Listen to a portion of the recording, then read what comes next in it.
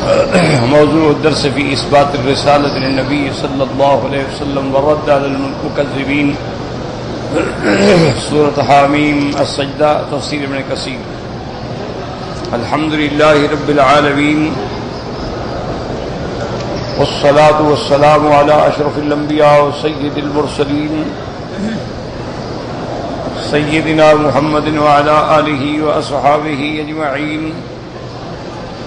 اللهم صل على سيدنا محمد وعلى آل سيدنا محمد كما صليت على إبراهيم وعلى آل إبراهيم في العالمين إنك حميد مجيد. أعوذ بالله من الشيطان الرجيم. بسم الله الرحمن الرحيم. حامیم تنزيل من الرحمن الرحيم. كتاب فصلت آياته قرآنا عربيا لقوم يعلمون بشيرا ونذيرا فأعرض أكثرهم فهم لا يسمعون. وقالوا قلوبنا في أكنة مما تدعونا إليه وفي آذاننا وقر ومن بيننا وبينك حجاب فاعمل إننا عاملون. قال المؤلف والمفسر رحمه الله تعالى أدام النفع بعلومه وعلومكم في الدارين آمين. إلى أن قال يقول تعالى حامیم تنزيل من الرحمن الرحيم، يعني القرآن منزل من الرحمن الرحيم كقوله تبارك وتعالى. اب مفسر رحمۃ اللہ علیہ تفسیر بیان فرماتے ہیں کہ حامیم کا معنی مقطعات ہیں، اس لیے کوئی ترجمہ نہیں کیا. معنی ہوگا کہ اللہ اعلم بمرادہ بذلک. تنزیل من الرحمن الرحیم کا معنی القرآن منزل من الرحمن الرحیم، یہ قرآن اتارا ہے اس رب کا جو رحمان ہے، جو بڑا مہربان ہے اور نہایت رحم والا ہے. جیسے اللہ فرماتے ہیں قل نزلہ روح القدس من ربک بالحق. اللہ تبارک و تعالی نے فرمایا کہ اس کو اتارا ہے جبریل امین نے تیرے رب سے حق کے ساتھ. اور دوسری مقام پہ فرماتے ہیں وَإِنَّهُ لَتَنزِيلُ رَبِّ الْعَالَمِينَ، یہ اتارا ہوا ہے جو رب عالمین کی طرف سے. نزل به الروح الامین، اور اس کو لے کے اترا ہے فرشتہ جبریل جو امانت والا ہے. علی قلبک، آپ کے دل پہ، لتکون من المنذرین، تاکہ آپ ہوں ڈرانے والے. وقوله تبارک وتعالی کتاب فصلت آیاتہ اے بینت معانیہ واحکمت احکامہ. فصلت کا معنی مفسر فرماتے ہیں بینت یعنی بیان کیا اللہ نے کھول کھول کے ایک آیات کو، اور اللہ تبارک و تعالی نے اس کے اندر جتنے احکام ہیں ان کو بڑے استحکام سے بیان فرمایا. اور بعض فرماتے ہیں فصلت کا معنی جدا جدا. کیا معنی؟ یعنی عقائد کھول کے بیان کی. عقائد کے بعد پھر احکام ہیں، قصص ہیں، احوال ہیں، تو ہر چیز کو اللہ نے علیحدہ علیحدہ اور کھول کھول کے تفصیل سے بیان فرما دیا ہے. قرآنً عربیًا، یہ کتاب کیا ہے؟ قرآن ہے. حال کونہ قرآنً جو پڑھا جاتا، عربیًا بینا واضحا، عربی زبان میں اللہ نے اتارا ہے بڑا کھول کے جو بالکل وضاحت کے ساتھ. فمعانیہ مفصلۃ والفاظہ واضحۃ غیر مشکلہ، اللہ نے اس کے اندر جو معانی ہیں بڑے کھول کے بیان کیے ہیں، اور الفاظ ایسے ہیں جو مشکل نہیں ہیں. یعنی کوئی ایسا اللہ پاک نے کلام نہیں بھیجا ہے کہ جو کلام سمجھ نہ آئے یا الفاظ سمجھ نہ آئے. ہر چیز کو واضح کر کے بیان فرمایا. کتاب احکمت آیاتہ، اللہ نے اس کی آیات کو ثابت کیا. ثم فصلت من لدن حکیم خبیر، پھر اس کو اللہ تبارک و تعالی نے بیان کیا وہ پروردگار جو حکمت والے ہیں، جو جاننے والے ہیں. ای ہوا معجز من حیث لفظہ و معناہ، کیا معنی کہ قرآن پاک جو ہے وہ معجزہ ہے، باعتبار الفاظ کے بھی معجزہ ہے، باعتبار معانی کے بھی معجزہ ہے، کہ آج تک نہ اس کے معانی کا کوئی توڑ کر سکا، نہ کوئی الفاظ کا متبادل بنا سکا ہے. قرآن کو جس انداز میں بھی دیکھیں معجزہ ہی معجزہ ہے، لفظ دیکھیں معجزہ ہے، معانی دیکھیں معجزہ ہے، احکام دیکھیں معجزہ ہے، اخبار دیکھیں معجزہ ہے، قصص دیکھیں معجزہ ہے، پھر صورتوں کا تعلق دیکھیں معجزہ ہے، ربط دیکھیں معجزہ ہے. اللہ تبارک و تعالی نے قرآن میں جو خبریں دی ہیں صداقت کے اعتبار سے ہر لحاظ سے قرآن معجزہ ہے، اور ایسا معجزہ جو قیامت تک قائم ہے. اس لیے اللہ پاک فرماتا لا یاتیہ الباطل من بین یدیہ ولا من خلفہ، اس قرآن میں نہ تو کوئی آگے سے شامل کر سکتا ہے، نہ پیچھے سے کوئی چیز اضافہ کر سکتا ہے. تنزیل من حکیم حمید، یہ قرآن اتارا ہے جو حکمت والا ہے، جو تمام محامد کا سزاوار ہے.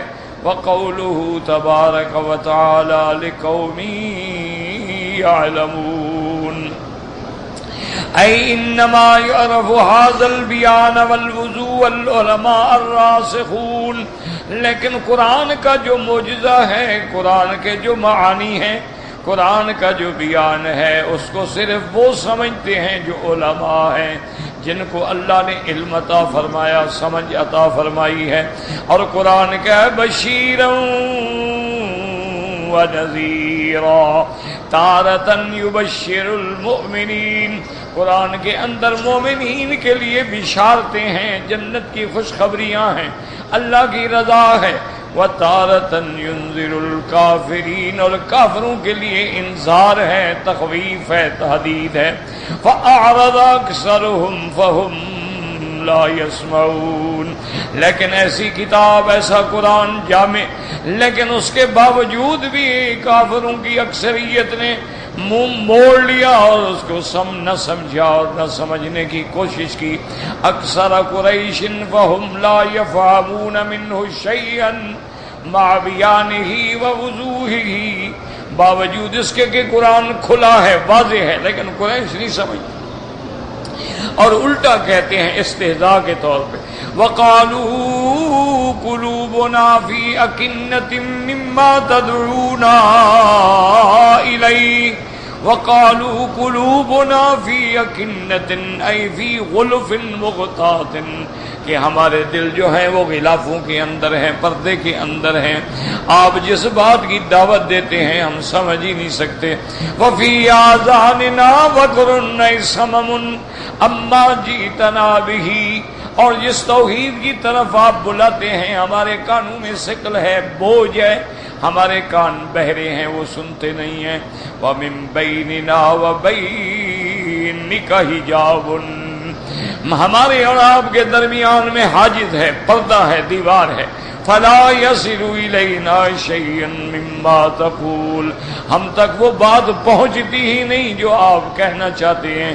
فَعْمَلْ إِنَّنَا عَامِلُونَ اعمل انت علی طریقتک ونحن علی طریقتنا لا نتابعک. قریش کہنے لگے محمد عربی صلی اللہ علیہ وسلم آپ اپنے طریقے پہ چلیں، ہم اپنے طریقے پہ رہیں گے، ہم آپ کی اتباع نہیں کریں گے. قال الامام والعالم عبد بن حمید فی مسندہ حدثنی ابن ابی شیبہ قال حدثنا علی بن مسعر عن الاجلہ عن الزیال بن حرملۃ الاسدی عن جابر بن عبد اللہ رضی اللہ تعالی عنہ قال اجتمعت قریش یوما فقالوا انظروا اعلمکم بالسحر والکہانۃ والشعر فلیات هذا الرجل الذي قد فرق جماعتنا وشتت امرنا وآب دیننا فلیکلمه ولننظر ماذا يرد عليه فقالوا ما نعلم احدا غير عتبة بن ربيعة فقالوا انت يا ابا الولید فاتاه عتبة. اب مفسر رحمۃ اللہ علیہ فرماتی ہیں کہ عبد بن حمید نے اپنی مسند میں یہ روایت نقل کی ہے حضرت جابر ابن عبداللہ رضی اللہ تعالیٰ عنہ سے کہ ایک دن قریش کٹھے ہوئے، ان کے بڑے بڑے کہنے لگے انظروا اعلمکم، وہ بندہ دیکھو تم میں سے جو جادو کو سمجھنے والا، جو کہانت کے سمجھنے والا، جو شعر کے سمجھنے والا ہو، فلیات ھذا الرجل، وہ جائے اس بندے کے پاس یعنی حضرت محمد مصطفیٰ کے پاس، الذی قد فرق جماعتنا، جس نے آ کے ہماری جماعت کو ٹکڑے ٹکڑے کر دیا اور ہمارے معاملے کو بکھیر ڈالا ہے، وآب دیننا، اور ہمارے دین پہ عیب لگاتا ہے کہ تم مشرک ہو، تم کافر ہو، تم غیر اللہ کے پجاری ہو، فلیکلم، ہو جا کے بات کرے، فلینظر ماذا یرد علیہ، اور پھر دیکھے کہ وہ کیا جواب دیتا ہے۔ اب سارے غور کر کے کہنے لگے ما نعلم احدا غیر عتبہ بن ربیعہ، کہ عتبہ ابن ربیعہ جو ہے ہم میں سے سب سے زیادہ علم رکھنے والا ہے۔ وقالوا انت یا ابا الولید، کہ ابا الولید اسی کی کنیت ہے عتبہ کی، کہنے لگے کہ آپ جا کے بات کریں۔ فاتاہ عتبہ، عتبہ آیا حضور کی خدمت میں، فقال یا محمد صلی اللہ علیہ وسلم انت خیر ام عبد اللہ، فسكت رسول الله صلى الله عليه وسلم فقال أنت خير أم عبد المطلب، فسكت رسول الله صلى الله عليه وسلم فقال إن كنت تزعم إن هؤلاء خير منك فقد عبدوا الآلهة التي ابتدأ، وإن كنت تزعم أنك خير منهم فتكلم حتى نسمع قولك، إنا والله ما رأينا صغلة قط أشأم على قومك منك، فرقت جماعتنا وشتت أمرنا وإبت ديننا وفزعتنا في الأرض حتى لقد طار فيهم أن في قريش ساحرا وأن في قريش كاهنا، والله ما ننتظر إلا مثل صيحة الحبلى أن يقوم بعضنا إلى بعض بالسيوف حتى نتفاني، أن أيها الرجل إن كان إنما بك الحاجة جمعنا لك حتى تكون أغنى قريش رجلا واحدا، وإن كان إنما بك الباءة فاختر أي نساء قريش شئت فلنزوجك 10۔ فقال رسول الله صلى الله عليه وسلم فرغت؟ قال نعم۔ اب عتبہ نے آ کے حضور سے بات کی، اس نے کہا حضور یہ بتائیں کہ آپ بہتر ہیں یا آپ کے والد عبداللہ بہتر تھے؟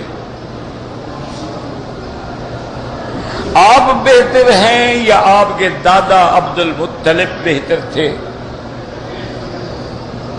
اور اگر آپ یہ بات مانتے ہیں اور سمجھتے ہیں کہ آپ کے باپ دادا آپ سے افضل تھے تو وہ بھی تو انہی بتوں کی عبادت کرتے تھے جن کی ہم عبادت کر رہے ہیں، وہ تو انہی کو خدا مانتے تھے، ان سے جا کے سفارشیں کراتے تھے، اور ان کو انہوں نے اللہ کے گھر میں، اللہ کے حرم میں، کعبے میں، صفا پہ، مروہ پہ، ہر جگہ رکھا ہوا تھا، اور ان کے چرنوں میں آگے باقاعدہ وہ قربانیاں دیتے تھے، جانور ذبح کرتے تھے، نذر نذور دیتے تھے۔ ہاں اگر آپ کا یہ دعویٰ ہے کہ آپ ان سب سے بہتر ہیں تو پھر آپ بتلائیں، آپ بات کریں، پھر ہم سنتے ہیں کہ آپ کیا کہتے ہیں۔ اور اس کے بعد کہنے لگا کہ واللہ ما رأینا صخلة قط اشأب علی قومک منک، کہنے لگا خدا کی قسم ہے آپ سے زیادہ مشؤوم ہماری قوم میں کوئی نہیں آیا کہ آپ کی وجہ سے آگے سارے فتنے کھڑے ہو گئے۔ فرقت جماعتنا، ہم کٹھے رہتے تھے، اب ہماری جماعتیں علیحدہ ہو گئی، ہمارا ایک امر تھا، ایک سرداری تھی، ایک حکم تھا، اس میں بھی دراڑیں پڑ گئیں۔ تم ہمارے دین پر عیب لگاتے ہو کہ یہ شرک ہے اور یہ کفر ہے اور یہ جہنم میں جائیں گے اور سارے آگ میں جلیں گے۔ اب تو بات یہ ہے وَفَزَعْتَنَا فِي الْعَرَبِ کہ پورے عالم عرب کے اندر جو ہے آپ نے ہمیں رسوا کر دیا ہے کہ کون ان کے اندر پیدا ہوا جو سب کو آپس میں لڑا ڈالا ہے. اور یہ بات جو ہے اڑ گئی ہے پورے علاقوں میں کہ قریش میں کوئی جادوگر ہے یا قریش میں کوئی کاہن ہے. کاہن کہتے تھے پرانے لوگ ہوتے تھے ان کے جو پہاڑوں میں اور غاروں میں جا کے رہتے تھے اور ان کے ساتھ جنات کا تعلق ہوتا اور وہ جن جو ہیں ان کو آگے آسمان کی خبریں پہنچاتے تھے اور پھر وہ ایک خبر میں اپنی طرف سے 10 خبریں ملا کے لوگوں کو سنا. لوگ بڑا عقیدہ رکھتے تھے. جیسے ہندوؤں میں جوگی ہوتے ہیں ہمارے یہاں بھی بعض ایسے لوگ ہوتے ہیں جو ملنگ ہوتے ہیں اور غاروں میں اور پہاڑوں میں پڑے رہتے ہیں. کہنے لگا واللہ ما ننتظر الا مثل صیحۃ الحبلا. کہنے لگا حضور خدا کی قسم اب ہمارا حال یہ ہو گیا ہے کہ جیسے ہم کسی حاملہ عورت کی چیخ کے انتظار میں بیٹھے ہیں کہ یہ حاملہ عورت کو جب درد شروع ہوگا تو چیخے گی نا کہ بچہ پیدا. ہم بھی ایسے انتظار میں بیٹھے ہیں پتہ نہیں کون سی بات ہوگی کہ ہم تلواریں لے کے ایک دوسرے کو ہمیشہ کے لیے مٹا ڈالیں کہ کوئی ادھر ہے کوئی ادھر ہے. کسی وقت بھی تلوار چل سکتی ہے. اس کے بعد کہنے لگا کہ ایھا الرجل کہ اے محمد عربی صلی اللہ علیہ وسلم ان کان انما بک الحاجۃ اگر آپ کو کوئی پیسے شیسے چاہیے مال چاہیے جمعنا لک حتی تکون اغنى قریش رجلا واحدا ہم سب مال جمع کر کے آپ کو دیتے ہیں آپ قریش میں سب سے بڑے غنی ہوں. وَإِنْ كَانَ إِنَّمَا بِكَ الْبَاءَةَ اور اگر آپ کی جوانی ہے قوت ہے طاقت ہے جوش ہے آپ شادی کرنا چاہتے ہیں تو آپ چنیں 10 لڑکیاں چنیں قریش کی ہم دینے کے لیے تیار. اب حضور نے فرمایا کہ دیکھو تم نے بات ختم کر لی ابھی اور بھی کچھ کہنا ہے. انہوں نے کہا جی بس میری بات پوری ہو گئی. وقال رسول اللہ صلی اللہ علیہ وسلم بسم اللہ الرحمن الرحیم حامیم تنزیل من الرحمن الرحیم حتی بلغ فإن أعرضوا فقل أنذرتكم صاعقة مثل صاعقة عاد وثمود فقال عتبة حسبك ما عندك غير هذا فقال رسول الله صلى الله عليه وسلم فرجع إلى قريش فقالوا ما وراءك. اب حضور نے اس کی فضول باتوں کی طرف توجہ ہی نہیں کی کہ کیا یہ کوئی بات ہے کہ جس کا آدمی جواب دے کہ میں شادی کرنا چاہتا ہوں اس لیے ایک نیا مذہب میں نے اختیار کیا ہے یا میں دولت جمع کرنا چاہتا ہوں. ایسی بات ہوتی تو مجھے خدیجہ سے کم دولت مل سکتی ہے. یا یہ کوئی بات تو نہیں ہوتی جی کہ آپ اچھے ہیں یا آپ کا باپ اچھا تھا. دیکھنا تو یہ پڑے گا کہ وہ دین پہ ہے کہ نہیں. اب حضرت ابراہیم خلیل اللہ ہے اور آذر مشرک ہے وہ کیسے ابراہیم سے اچھا ہو سکتا ہے. سیدنا ابراہیم الخلیل جو ہیں وہ اللہ کا پیغمبر ہے خلیل اللہ ہے اور ابو الانبیاء ہے کہ اللہ نے اس کے نسل میں نبوت رکھی ہے لیکن باپ کافر ہے. تو اب یہ تھوڑا ہے کہ آذر جو ہے وہ ابراہیم علیہ السلام سے اچھا ہو جائے. اسی طرح کئی ایسے واقعات ہیں کہ اللہ نے حضرت نوح علیہ السلام کو نبی بنایا ہے بیٹا کافر. اللہ نے حضرت اکرمہ جو ہیں رضی اللہ عنہ صحابی ہیں بطن من ابطال الاسلام ہے یعنی جو اس مسلمانوں میں جو بڑے شان والے کمانڈر تھے اور بہادر تھے ان میں خالد تھے اکرمہ تھے حمزہ تھے. یہ وہ بڑے لوگ ہیں جن کا یعنی نام سے کفر کانپتا تھا لیکن باپ ابو جہل ہے. یہ تو اللہ کا نظام ہے. جو مومن ہے اس کا کیا مقابلہ کافر کر سکتا ہے وہ کوئی ہو. اسی طرح آپ دیکھیں کہ عبداللہ ابن ابی ابن سلول جو رئیس المنافقین ہے، جس نے سیدہ عائشہ پہ تہمت لگائی اور جس نے کہا کہ ہم مدینے میں جانے کے بعد لنخرجن الاعز منها الاذل، ہم قوت والے ہیں، ان کمزوروں کو مدینے سے نکال دیں گے، جس نے کھل کے کہا تھا کہ لا تنفقوا علی من عند رسول اللہ، حضور کے پاس جو صحابہ ہیں ان کو نہ مدد کیا کرو، نہ ان کو پیسے دیا کرو، نہ باغات دیا کرو، نہ اعانت کیا کرو، حتی ینفضوا، یہ خود بخود بھاگ جائیں گے۔ اس کا بیٹا اتنا پکا ایمان والا ہے کہ تلوار لے کے گھر کے دروازے پہ کھڑا ہو گیا۔ باپ جب آیا تو دیکھا کہ بیٹا کہو گا کیا بات ہے، اس نے کہا کبھی تمہیں گھر میں قدم نہیں رکھنے دوں گا جب تک وہ الفاظ جو تم نے حضور کے خلاف، صحابہ کے خلاف کہے ہیں، ان الفاظ کو واپس لو اور اقرار کرو کہ تم ذلیل ہو اور محمد مصطفیٰ عزیز ہے۔ تو یہ تو مذہب کی بات ہے، ایمان کی بات ہے، اس میں تو افضل وہ ہوگا جو ایمان والا۔ اب دیکھیں قریش میں بڑے بڑے لوگ ہیں، مثلا عتبہ ہے، عتیبہ ہے، شیبہ ہے، ربیعہ ہے، ابی لہب ہے، امیہ بن خلف ہے، بڑے بڑے لوگ ہیں، لیکن کیا وہ بلال کا مقابلہ کر سکتے ہیں؟ یہ تو بات ہی جاہلوں والی ہے کہ جی اگر آپ اچھے تھے، آپ کا باپ انسان ہے، باپ غلطی پہ ہو، باپ غلط دین پہ ہو، تو اس کا بیٹے کا کیا اس نے اندر تعلق ہے یا قصور ہے؟ اور پھر وہ جو ہیں ان لوگوں نے تو حضور پاک کی نبوت کا زمانہ پایا ہی نہیں، وہ تو پہلے فوت ہو گئے، یعنی ابھی حضور پاک پیدا ہی نہیں ہوئے، باپ فوت ہو گئے، 7 سال عمر تھی تو آپ کی والدہ فوت ہو گئے، اس کے بعد عبد المطلب فوت ہو گئے، پھر ابی طالب ہے وہ بھی عین جوانی میں فوت ہو گئے، پھر سیدہ خدیجہ کی اعانت مدد آئی، پھر سیدہ خدیجہ بھی فوت ہو گئے، حضور کو اللہ نے اولاد دی، اولاد نرینہ طیب طاہر کا سارے بیٹے فوت ہو گئے۔ تو انسان کو یہ کوئی بات تو نہیں ہوتی، اس لیے حضور نے ان باتوں کا جواب ہی نہیں دیا اور قرآن پڑھا، اور قرآن میں یہی صورت پڑھی۔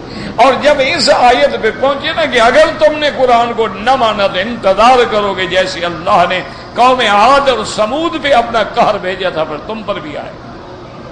کہنے لگا بس بس یا محمد صاحب، بس مہربانی کر، ڈرتے تو تھے نا بدبخت، کیوں دل میں تو جانتے تھے نا کہ حضور سچے ہیں، یہ تو زبانی کلامی تقریریں ہیں نا، دل میں تو وہ مانتے تھے کہ حسبوں کا یا اس کے علاوہ اور کوئی چیز پر آپ نے فرمایا سنو، کہنے بس مہربانی کر۔ فرجع الی قریش، قریش کے پاس واپس آیا، وقالوا ما براک، انہوں نے پوچھا بتلاؤ کیا ہوا؟ قال ما تركت شيئا ارى انكم تكلمون به الا كلمته، وقالوا فهل اجابك؟ قال نعم، لا والذي نسبها بنية ما فهمت شيئا مما قاله غير انه انذركم صاعقة مثل صاعقة عاد وثمود۔ انہوں نے کہا کہ اچھا یہ بتاؤ، کہنے لگا ما ترکت شیئا ارا، میں نے کچھ بھی نہیں چھوڑا، جو تم چاہتے تھے میں نے ہر بات کی حضور کے ساتھ۔ انہوں نے کہا فال اجابک، آپ نے بھی کوئی جواب دیا؟ کہنے لگا کہ ہاں جواب تو دیا ہے، لیکن سوال یہ ہے کہ آپ نے جو پڑھا ہے مجھے سمجھ نہیں آیا، صرف اتنا سمجھ آیا کہ انہوں نے فرمایا میں تم کو ڈراتا ہوں اللہ کے عذاب سے، اس بجلی سے، اس کڑک سے جو قوم عاد اور قوم سمود پہ آئی تھی۔ قالوا ویلک یکلمک الرجل بالعربیۃ لا تدری ما قال، کہنے لگے ہلاکت ہو تجھ کو، اس نے تمہارے ساتھ عربی کلام پڑھا ہے اور تم عربی ہو کے کیسے نہیں جانتے؟ قال لا واللہ ما فهمت شيئا مما قال غیر ذکر الصائقہ، وهكذا رواه الحافظ ابو يعلى الموصلي في مسنده النبي بكر النبي شيبة بإسناده مثله سواء، وقد ساقه البغوي في تفسيره بسنده عن محمد بن فضيل عن الأجلح وهو ابن عبد الله الكندي الكوفي، وقد ذهب بعض الشيء عن الزيال بن حرملة عن جابر بن عبد الله رضی اللہ تعالی عنہ فذکر الحدیث الى قوله، اس طرح بھی یہ قصہ نقل کیا گیا۔ فإن أعرضوا فقل أنذرتكم صاعقة مثل صاعقة عاد وثمود فأمسك عتبة على فكه وناشته بالرحم فرجع إلى أهله ولم يخرج إلى قريش واتبس عنهم. عتبہ نے جلدی جلدی حضور کے منہ پہ ہاتھ رکھ دیا، کہنے لگا حضور مہربانی کریں، چلو ہم جیسا ہے رشتہ دار تو ہے نا، رحم کریں ہم پر. اور اس کے بعد گھر چلا گیا، قریش کے پاس بھی نہیں گیا اور کئی دن تک گھر سے باہر نہیں آیا. فقال ابو جہل لعنہ اللہ یا معشر قریش واللہ ما نرى عتبہ الا كالصبا الى محمد واعجبه طعامه وما ذاك الا من حاجة نصابته فانطلقوا بنا الیہ فانطلقوا الیہ. فقال ابو جہل کہنے لگا ہے قریشیو، معلوم ہوتا ہے کہ عتبہ بھی گیا ہمارے ہاتھ سے، اس نے بھی حضور پاک پر اسلام لے آیا، شاید حضور پاک کا کھانے اس کو اچھے لگے ہوں گے اس لیے وہ وہاں چلا گیا. ایسا کرو چلتے ہیں اس سے پوچھتے ہیں کہ کیا ہو گیا تمہیں. ابو جہل آیا کہنے لگا یا عتبہ ما حبسک عنا، تم جو اتنے دیر گھر میں چھپے ہوئے ہو، معلوم ہوتا ہے انک سبات الی محمد، کہ تم بھی حضور محمد مصطفیٰ کی طرف پھر گئے ہو. فأعجبك طعامه فإن كانت بك حاجة جبانا لك من أموالنا ما يغنيك، اگر تمہیں پیسوں کی ضرورت ہے ہم تمہیں دے دیتے ہیں. فغضب عتبہ غصے میں آ گیا. واقسم اللہ یکلم محمدا ابدا، اس کے بعد قسم کھائی کہ خدا کی قسم ہے میں اب آئندہ حضرت محمد مصطفیٰ سے کبھی بات نہیں کروں گا. قال واللہ لقد علمت منی من اکثر قریش مالا ولکنی اتیتہ وقصصت علیہ القصۃ فاجابنی بشیء. کہنے لگا تم کیا کہتے ہو ابو جہل، مجھے مال سناتے ہو، تم سب سے میں زیادہ مالدار ہوں. میں جب حضور کی خدمت میں گیا تھا حضور پاک نے میرے اوپر جو بات پڑی تھی اور جو مجھے جواب دیا تھا میں نے سنا. واللہ ما ہوا بشعر، خدا کی قسم وہ شعر نہیں تھا، ولا کہانت ولا سحر، نہ شعر تھا نہ جادو تھا نہ کوئی کہانت تھی. اور جب حضور نے یہ آیت پڑھی فإن أعرضوا فقل أنذرتكم صاعقة مثل صاعقة عاد وثمود فأمسكت بفيه وناشدته بالرحم يكف وقد علمتم أن محمدا إذا قال شيئا لم يكذب فخشيت أن ينزل بكم العذاب. جب حضور نے یہ آیت پڑھی میں نے حضور کے منہ مبارک پہ ہاتھ رکھا، میں نے ان کو رشتہ داری کا واسطہ دیا کہ رحم کریں ہم پر.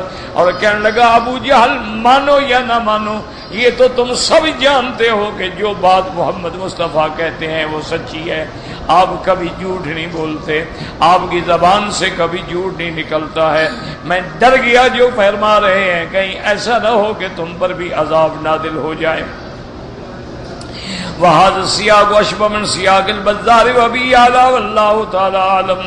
وقد أورد هذه القصة والإمام محمد بن إسحاق بن يسار في كتاب السيرة على خلاف هذا النمط. اس قصے کو محمد بن اسحاق نے بھی کتاب سیرت کے اندر نقل کیا ہے لیکن فرق ہے اس کے اندر. فقال حدثني يزيد بن زياد ان محمد بن كعب القرظي قال حدثت ان عتبة بن ربيعة وكان سيدا قال يوما کہ عتبہ بن ربیعہ جو ہے اپنی قوم کا سردار تھا. ایک دن کہنے لگا وهو جالس في نادي قریش کی مجلس دار الندوہ تھی اس میں بیٹھا تھا. ورسول اللہ صلی اللہ علیہ وسلم جالس فی المسجد وحدہ. اور اتفاق کی بات ہے کہ اس دن حضور پاک صلی اللہ علیہ وسلم آپ بھی علیحدہ بیٹھے تھے مسجد میں. کہنے لگا یا معاشر قریش لا اقوم الی محمد صلی اللہ علیہ وسلم فاکلمہ وعارض علیہ امورا لعلہ ان یقبل بعضها فنؤتیہ ایھا ابن شاء ویکف عنا. کہنے لگا اے قریش کے سردارو میں چاہتا ہوں کہ میں جا کے حضور سے بات کروں. اب آپ کو ڈرایا نہیں جا سکتا، اب مسلمانوں کو ڈرایا نہیں جا سکتا، اب تو ترغیب کی بات کرتے ہیں. تم اجازت دو تو میں حضور کو جا کے بات کرتا ہوں اور اگر حضور کوئی مطالبہ کریں تو ہم پورا کر دیں. وذلك حين اسلم حمزہ رضی اللہ تعالی عنہ. اب حضرت حمزہ بھی مسلمان ہو گئے. ولا وصاب رسول اللہ یزیدون ویکسرون. اب کافروں نے سمجھ لیا کہ روز بروز مسلمان بڑھ رہے ہیں. کبھی حضرت عمر مسلمان ہو رہے ہیں, کبھی حضرت حمزہ مسلمان ہو رہے ہیں. اب انہوں نے کہا اب ڈرایا نہیں جا سکتا, اب تو کوئی لالچ کی بات کرتے ہیں. فقالوا بلا یا ابا الولید وقم الیہ وکلمہ. انہوں نے کہا کہ ہاں ضرور جا کے بات کرو. فقام الیہ عتبہ حتی جلس الی رسول اللہ صلی اللہ علیہ وسلم. عتبہ وہاں سے اٹھا اور حضور کی خدمت میں آیا, آگے بیٹھا, کہنے لگا یا ابن اخی انک من نائس ولنت من السلطنۃ والعشیرۃ والمکان بالنسب. کہنے لگا محمد مصطفیٰ صلی اللہ علیہ وسلم, آپ جانتے ہیں کہ آپ کا بڑا اونچا مقام ہے اس قبیلے میں, بڑا اونچے نسب سے آپ کا تعلق ہے. وَإِنَّكَ قَدْ أَتَيْتَ قَوْمَكَ بِأَمْرٍ عَظِيمٍ فَفَرَّقْتَ بِهِ جَمَاعَتَهُمْ. لیکن آپ ایک عظیم دعوت لے کے اٹھے ہیں جس سے قوموں کے اندر اختلاف پیدا ہو گیا ہے. وَصَفَّعْتَ بِهِ أَعْلَامَهُمْ, اور تم نے ان کو پاگل قرار دیا ہے کہ تم بے وقوف ہو کہ اللہ کو چھوڑ کے ان کی عبادت کرتے ہو. وَإِبْتَ بِهِ آلِهَتَهُمْ وَدِينَهُمْ, اور تم ان کے خداؤں کو بھی برا کہتے ہو, ان کے دین کو بھی غلط کہتے ہو. وَكَفَّرْتَ بِهِ مَنْ مَضَىٰ مِنْ آبَائِهِمْ, اور جو باپ دادے پہلے گزر چکے ہیں بتوں کی عبادت میں ان کو بھی آپ کافر کہتے ہیں.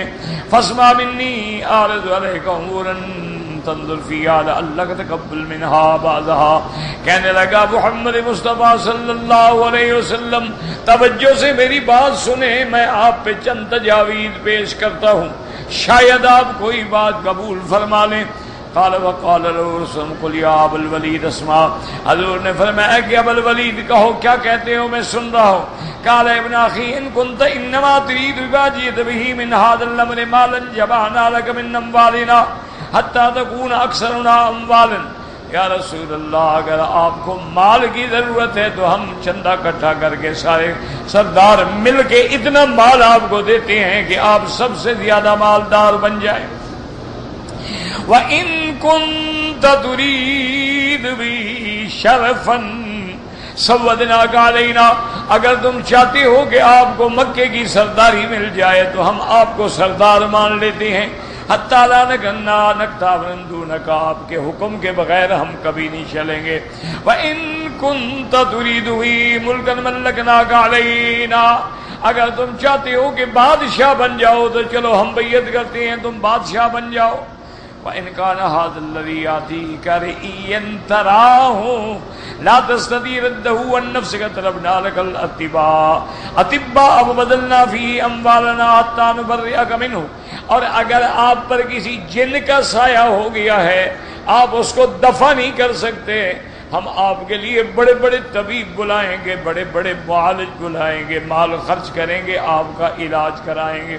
فَإِنَّهُ رُبَّمَا غَلَبَ التَّابِعَ الرَّجُلِ حَتَّى يُدَاوَىٰ مِنْهُ أَوْ كَمَا قَالَ لَهُ حَتَّى إِذَا فَرَغَ عُتْبَةٌ, جب کلام سے فارغ ہو گیا رسول اللہ صلی اللہ علیہ وسلم یستمع منہ, حضور سن رہے ہیں. آپ نے فرمایا فارغت یا ابا الولید, فارغ ہو گئے بات کر دی؟ اس نے کہا ہاں جی کر. قال فاستمع منی, اب میری سنو. قال افعل, نے کہا حضور آپ سنائیں.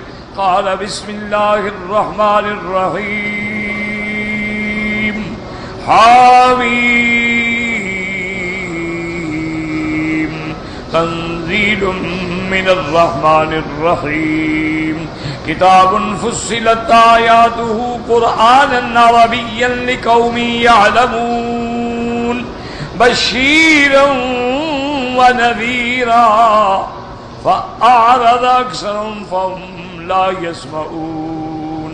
ثم مضى رسول الله فيها وهو يقرأ عليه فلما سمع عتبة أن صدرها وألقى يديه خلف ظهره معتمدا عليها يستمع منه حتى انتهى رسول الله. اب بڑے غور سے ایسے ٹیک لگا کے بیٹھ گیا, بڑے غور سے سنتا رہا کہ حضور کیا پڑھ رہے ہیں. حتی انتہا رسول اللہ من السجدۃ منہا, حضور پڑھتے پڑھتے جب آیت سجدہ پہ پہنچے آپ نے سجدہ کیا. ثم قال قد سمعت یا ابا الولید ما سمعت فانت وذاک, آپ نے فرمایا کہ اے ابا الولید تم نے سن لیا ہے, یہ میرا جواب ہے. فقام عتبہ الی اصحابہ وقال بعضهم لبعض, اور وہ جب آنے لگا تو آپس میں وہ کہنے لگے نحلف باللہ، ہم قسم کھا کے کہتی ہیں لقد جاءکم ابو الولید بغیر الوجہ الذی ذهب بہ، کہنے لگے ہم قسم کھاتے ہیں کہ ابو الولید کو کچھ ہو گیا، اب تو بدلہ بدلہ لگتا ہے۔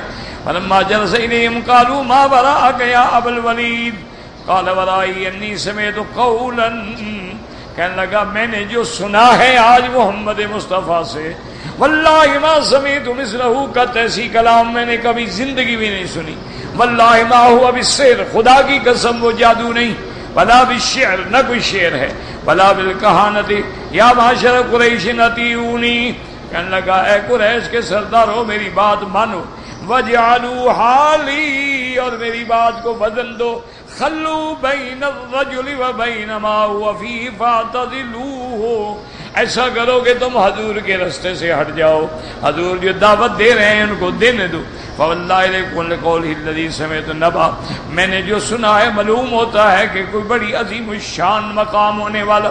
فإن تصبوا العرب وقد کفیتموہ بغیرکم، اگر عرب قبائل نے حضور کو نعوذ باللہ شہید کر دیا تو تمہارا مطلب پورا ہو گیا۔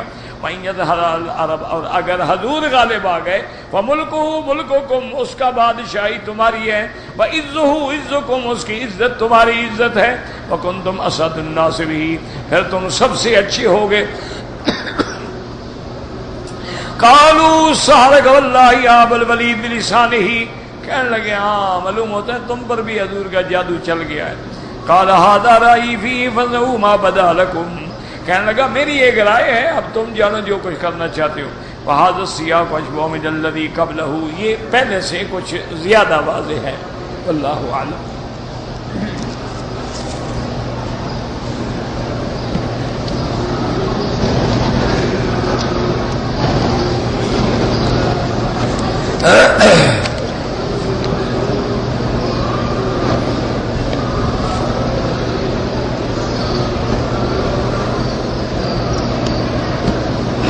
اگر ایک آدمی نے اپنی بیوی سے یہ کہا کہ تم میری اور میری والدہ کی اجازت کے بغیر گھر چھوڑ کے جا رہی ہو، میں تمہیں نہیں رکھوں گا، میں نے تمہیں چھوڑ دیا چھوڑ دیا چھوڑ دیا، بالکل طلاق ہو گئی۔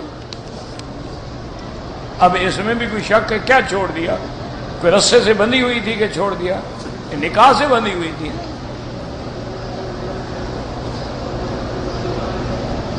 سب سے بڑی مشکل یہ ہے ہمارے دوستوں میں کہ غلطی پہلے کرتے ہیں، مسئلہ بعد میں پوچھتے ہیں۔ یاد رکھو کہ طلاق کوئی اچھی چیز نہیں۔ ابغض الحلال عند اللہ الطلاق، اللہ کو حلال چیزوں میں جو چیز سب سے زیادہ ناپسند ہے وہ طلاق۔ یہ تو ایک حل ہے کہ جب میاں بیوی کا آپس میں گزارا ممکن نہ رہے تو اب کیا کرو، یہ تو ایک آخری حل ہے۔ یا خدا نہ کرے بیوی کو ایک ایسی بیماری لاحق ہو گئی ہے کہ وہ شوہر کے قابل ہی نہیں ہے، کسی متعدی بیماری میں مبتلا ہو گئی ہے، بیچارہ شوہر جو ہے وہ بھی مرتا ہے۔ تو اس لیے اسلام نے ایک حل رکھا ہے کہ اگر بالکل کہ اللہ کے حدود تم آپس میں قائم نہیں رکھ سکتے ہو، جیسے ایک حضور کے زمانے میں تھی بی بی بریرہ، یہ بی بی عائشہ کی خادمہ، اس کی شادی ہوئی حضرت مغیث سے، صحابی ہیں رضی اللہ عنہم، دونوں صحابی ہیں۔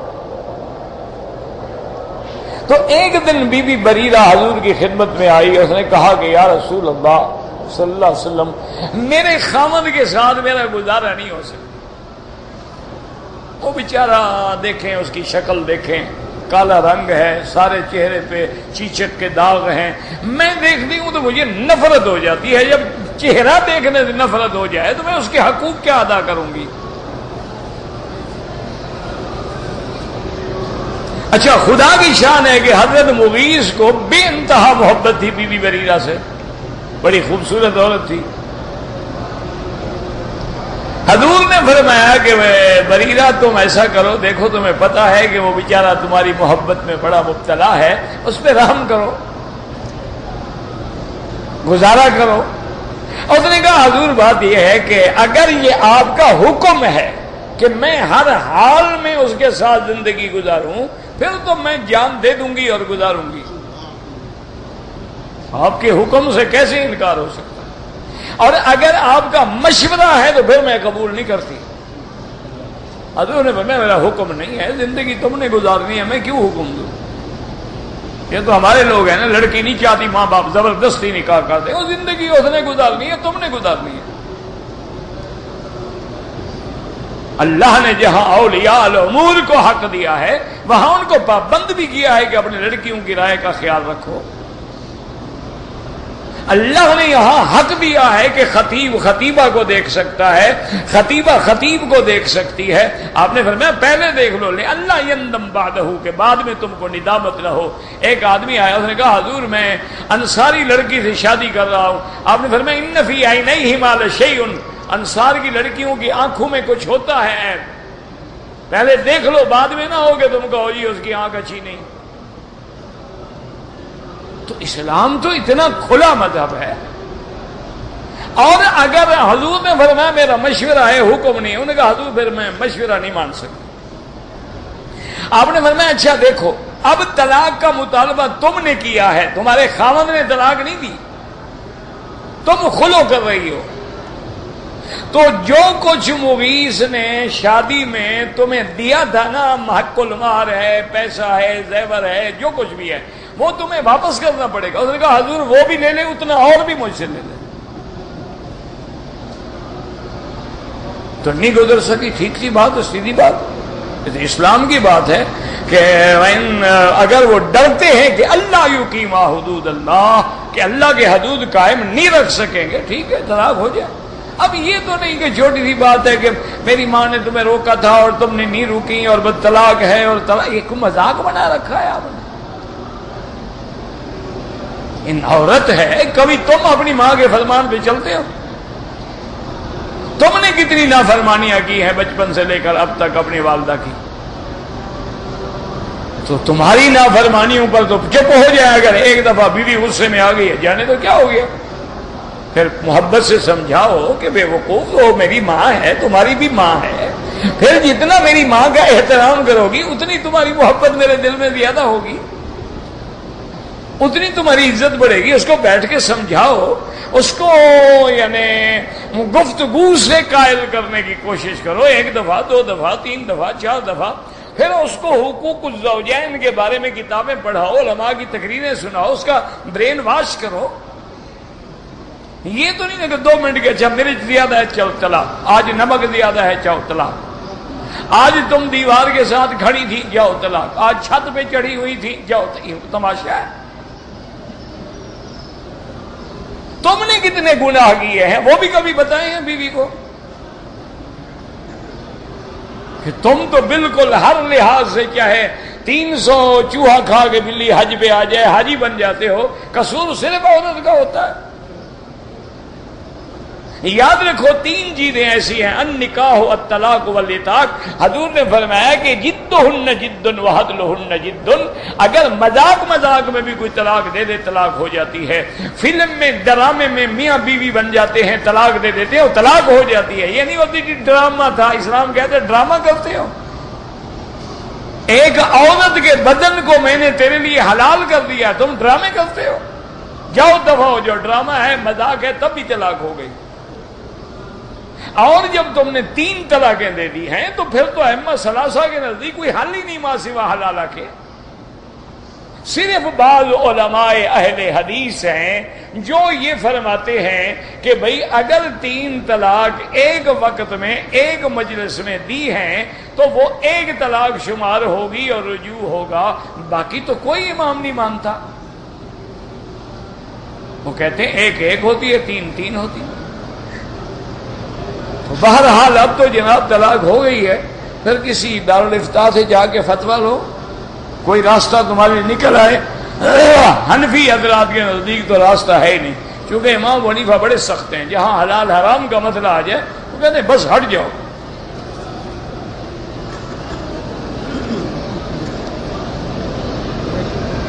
کہتے جی کہ ایک حدیث میں آیا ہے کہ یا بنی عبد مناف لا تمنعوا احدا، کہ اے بنی عبد مناف کسی کو نہ روکا کرو اس گھر کے طواف سے، جب چاہے طواف کرے جب چاہے نماز پڑھے۔ تو یہ حدیث ہے، اس کا مطلب ہے کہ کعبے میں ہر وقت نماز پڑھنا جائز ہے۔ بالکل ٹھیک ہے، حدیث ہمارے آنکھوں پہ ہے، ہم تو حدیث کے منکر نہیں ہیں۔ لیکن جناب ایک حدیث اور بھی ہے بخاری شریف میں کہ لا صلاۃ بعد الفجر حتی تطلع الشمس، کہ فجر کے بعد نماز نہیں جب تک سورج نہ نکلے، ولا صلاۃ بعد العصر حتی تغرب الشمس، اور عصر کے بعد نماز نہیں جب تک کہ سورج ڈوب نہ جائے۔ اس حدیث کا جواب تم دے دو، اس کا میں دے دوں گا، جھگڑا ختم۔ تم نے بھی حدیث پڑھی، میں نے بھی حدیث پڑھی، سیدھی سی بات ہے، اس کا جواب لکھ کے بھیج دینا، اس کا میں دے دوں گا۔ اچھا پھر یہ ہے کہ حضور نے آخر بنی عبد مناف کو کیوں کہا؟ کوئی بات سمجھو نا، یہی تو مشکل ہے نا، آدمی حدیث پڑھ لیتا ہے، حالانکہ ہم کسی پہ اعتراض نہیں کرتے، کوئی اللہ کے حرم میں نماز پڑھے ہم نے کبھی اعتراض نہیں کیا، ٹھیک ہے ان کے پاس بھی ایک حدیث ہے، اعتراض کا کیا مطلب؟ لیکن جو بیچارے نہیں پڑھتے ہیں ان کے پاس بھی تو سیاہ ستہ کی حدیث ہے، ان پر بھی بلا وجہ اعتراض کرو اور بلا وجہ اعتراض لکھو اور بلا وجہ چھیڑ خانیاں کرو۔ ہم تو کبھی اعتراض۔ اچھا پھر یہ ہے کہ اگر نماز ہر وقت، حضور صحابہ کو کہتے بھی اللہ کے کعبے میں جب چاہو نماز پڑھو جب چاہو طواف کرو، عبد مناف کو کیوں کہتے ہیں؟ بات سمجھو، یہ تو اسی طرح ہے نا کہ جیسے کوئی مستولی ہو مسجد کا اور وہ شریف آدمی نماز پڑھے فوراً دروازہ بند کر دے، کوئی آدمی آگے نصیحت کرتے ہو یار خدا کے بندے مسجد تو کھول کے رکھو، ہر آدمی کو نماز پڑھنے دو جب چاہے، وہ تو متولی کو ہدایت کی جا رہی ہے۔ تو بہرحال مقصد یہ ہے ہم نے کبھی اعتراض نہیں کیا، اور جو پڑھتے ہیں اعتراض نہ کرو، جو نہیں پڑھتے ان کے پاس بھی حدیث صحیح ہے، ان پر بھی کبھی اعتراض نہ کرو۔ اور پھر دیکھو امام ابو حنیفہ کی فقہ جو ہے نا وہ بہت بڑی بات ہے۔ مثلا تم نے مغرب کے بعد 2 رکعت طواف کی پڑھی ہے تو کوئی حدیث مخالف ہے؟ مغرب کے بعد تو کوئی مخالف نہیں نا۔ اگر عصر کے بعد پڑھو گے تو ایک حدیث تو مخالف کھڑی ہے نا، تو ایسا کام کیوں نہ کرو کہ ساری حدیثوں پہ عمل ہو، کوئی بھی مخالف نہ ہو۔ باقی ہم تو حدیث کے الحمدللہ غلام ہیں۔ کہتے ہیں جی کہ اگر خاوند مر جائے تو بیوی غسل دے سکتی ہے، یا بیوی مر جائے تو خاوند غسل دے سکتا ہے۔ پہلے یہ تو لکھو کون خاوند مر گیا ہے، کس کو غسل دینا ہے؟ یہ فرضی مسئلے پوچھتے ہو۔ اچھا اگر خاوند مر گیا، بیوی اور کوئی بندہ نہیں ہے دے سکتی ہے، اور بندے موجود ہیں تو نہیں دے سکتی۔ بیوی مر گئی اور عورت کوئی نہیں ہے تو کون غسل دے گا؟ خاوند دے گا۔ اور اگر عورتیں موجود ہیں تو ضرورت ہی نہیں۔ یہ فرضی مسئلے نہ پوچھے کرو گھر بیٹھ کے کہ اگر یوں ہوا تو مگر یوں ہو جائے گا، یہ تو بات۔ 12 ربیع الاول کے بارے میں کسی حدیث میں حکم نہیں کہ میلاد منایا جائے، مسجدوں پہ لائٹنگ کی جائے، بتیاں جلائی جائیں، جلوس نکالے جائیں، ریلیاں نکالی جائیں، تو یہ تو بدعات ہیں۔ یہ تو مظفر ایک بادشاہ تھا جس نے 600 سال بعد یہ بدعت رائج کی۔ لیکن آج کا رواج ہے جو جھنڈی لگائے پکا مسلمان، جو نہ لگائے وہاں بھی نماز پڑھے نہ پڑھے جھنڈی لگائے 12 کو بس۔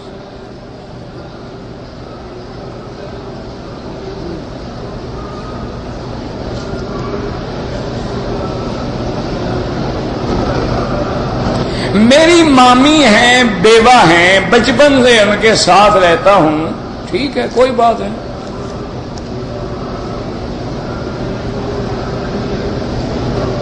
بہرحال آپ نے فتویٰ لیا ہے مفتی سے، انہوں نے کہا 1 طلاق ہے تو ٹھیک ہے، تو یہ قاعدہ ہوتا ہے۔ اب آپ فارغ ہو جائیں گے، اگر خدا نہ کرے کوئی غلطی ہوئی تو فتویٰ دینے والے پر ہو۔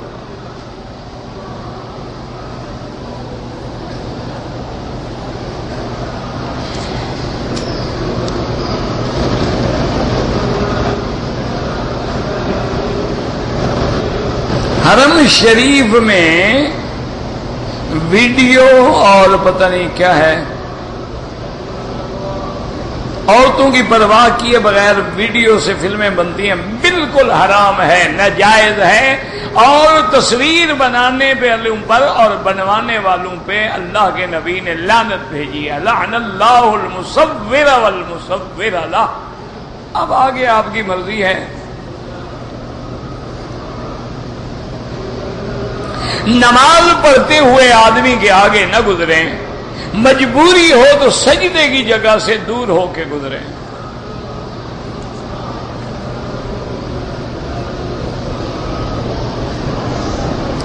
کیا عام مسلمان قرآن شریف کی تفسیر پڑھ سکتا ہے؟ پڑھ سکتا ہے اگر علم ہے، اگر پڑھا ہوا ہے، مثلا اردو پڑھا ہوا ہے، تفسیریں اردو میں پڑھے، لیکن افضل یہ ہے کہ کسی استاد کے پاس بیٹھ کے پڑھو، کیونکہ صرف ترجمے کے زور سے اور لکھے ہوئے کے زور سے آدمی کبھی ایسی غلطی میں جا کے پڑھتا ہے کہ پھر اس کا حل ہی کوئی نہیں۔ یہی وجہ ہے نا کہ بڑے بڑے پروفیسر، بڑے بڑے ڈاکٹر، بڑے بڑے پی ایچ ڈی لوگ جو ہیں وہ اسی لیے قرآن کی تفسیریں لکھی، حدیث کی شرح لکھی، لیکن بیچارے خود ایسے مسائل میں پھنس گئے۔ اللہ معاف کرے، اللہ معاف کرے۔ اگر مر گئے ہیں خدا معاف کرے، اور زندہ ہیں تو اللہ ہدایت دے۔ ان کو بھی یہی ناز ہوتا ہے نا کہ جی میں پروفیسر ہوں، اتنے عرصے سے پڑھا رہا ہوں، ساری زندگی میں نے اسلامیات پڑھایا ہے، تو کیا ہے ہم قرآن سمجھ لیں کہ بڑا مشکل ہوتا ہے۔ لازم بات ہے کسی عالم سے رجوع کرو، کسی استاذ کے پاس بیٹھ کے 1-2 پارے کی تفسیر ان سے پڑھو، پھر انشاءاللہ آسان ہو جائے گا۔